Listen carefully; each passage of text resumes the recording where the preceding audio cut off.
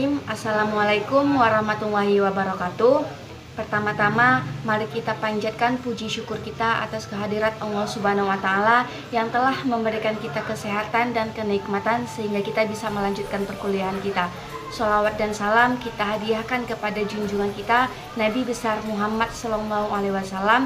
Semoga kelak kita akan mendapatkan syafaatnya di kemudian hari nanti. Amin, amin ya rabbal alamin. Kami dari kelompok 5 ingin mempresentasikan tentang hasil diskusi kami yang berjudul Layanan di dalam Bimbingan Konseling.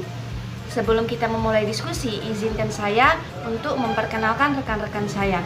Saya Ismia Zuani sebagai moderator dan teman saya Widuri Utami Sinaga sebagai pemateri pertama, Ilham Harahap sebagai pemateri kedua, dan Ihsanul Hakim sebagai pemateri ketiga. Baik, untuk mempersingkat waktu, langsung saja kita masuki pemateri yang pertama, yaitu Widuri Utami Sinaga yang akan menjelaskan tentang layanan di dalam bimbingan dan konseling. Assalamualaikum warahmatullahi wabarakatuh. Saya Widuri Utami Sinaga. Di sini saya akan menjelaskan jenis-jenis layanan bimbingan dan konseling. Yang pertama ada layanan orientasi. Orientasi yaitu layanan yang membantu peserta didik memahami lingkungan baru, terutama lingkungan sekolah atau madrasah, dan objek-objek yang dipelajari untuk menyesuaikan diri serta mempermudah dan memperlancar peran peserta didik di lingkungan yang baru. Menurut Dewa Ketut Soekardi, layanan orientasi bermakna layanan bimbingan dan konseling yang memungkinkan peserta didik dan pihak-pihak lain yang dapat memberikan pengaruh yang besar terhadap peserta didik, terutama orang tua, memahami lingkungan seperti sekolah yang baru dimasuki peserta didik untuk mempermudah dan memperlancar berperannya peserta didik di lingkungan yang baru ini. Jika dilihat dari fungsi pemahaman, layanan orientasi bertujuan untuk membantu individu agar memiliki pemahaman tentang berbagai hal yang penting dari suasana yang baru saja ditemui. Sedangkan dilihat dari fungsi pencegahan, layanan orientasi bertujuan untuk membantu individu agar terhindar dari hal-hal negatif yang dapat timbul apabila individu tidak memahami situasi atau lingkungannya yang baru.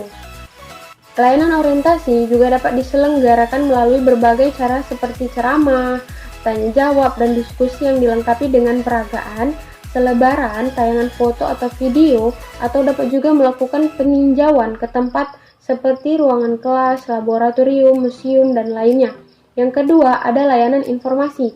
Layanan informasi secara umum adalah memberikan pengetahuan atau pemahaman kepada setiap individu yang membutuhkan tentang berbagai hal yang diperlukan guna menyelesaikan suatu tugas atau berbagai tujuan yang dikehendaki.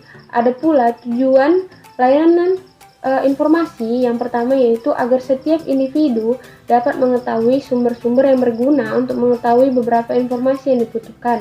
Yang kedua, agar setiap individu menggunakan sarana kelompok untuk memperoleh informasi.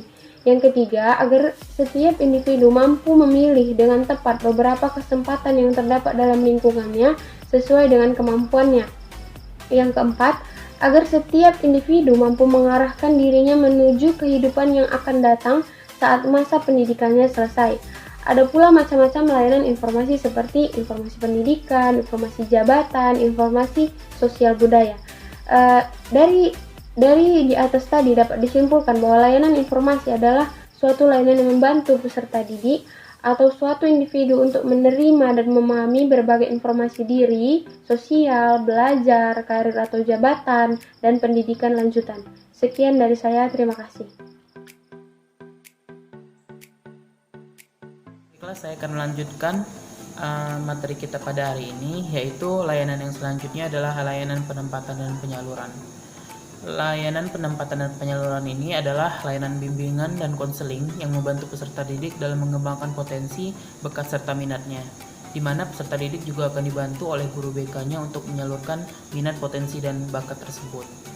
Kemudian layanan penyaluran serta penempatan ini berfungsi sebagai peserta didik bisa menempatkan diri dalam program akademik maupun non-akademik yang menunjang perkembangan serta prestasinya sendiri.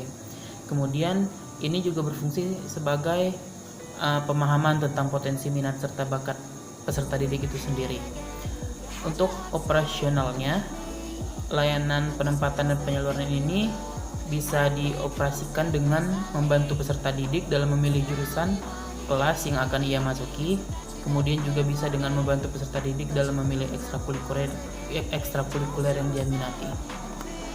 Selanjutnya adalah layanan bimbingan belajar, yang dimana layanan bimbingan belajar ini adalah layanan bimbingan dan konseling yang membantu peserta didik dalam memahami gaya belajar, masalah belajar, serta kesukaran atas tuntutan-tuntutan peraturan sekolah. Layanan bimbingan belajar ini berfungsi sebagai pemahaman masalah belajar yang dihadapi oleh peserta didik sehingga ia bisa menghadapi masalah belajar itu dan mengatasinya. Kemudian peserta didik bisa tahu dan mengaplikasikan gaya belajar yang cocok untuk dirinya. Untuk operasionalnya, layanan bimbingan belajar bisa diaplikasikan dengan membuat sebuah kuesioner perihal gaya belajar sehingga peserta didik bisa mengetahui gaya belajar yang tepat untuknya, kemudian mendengarkan dan memberi solusi ketika peserta didik bercerita tentang masalah yang ia alami.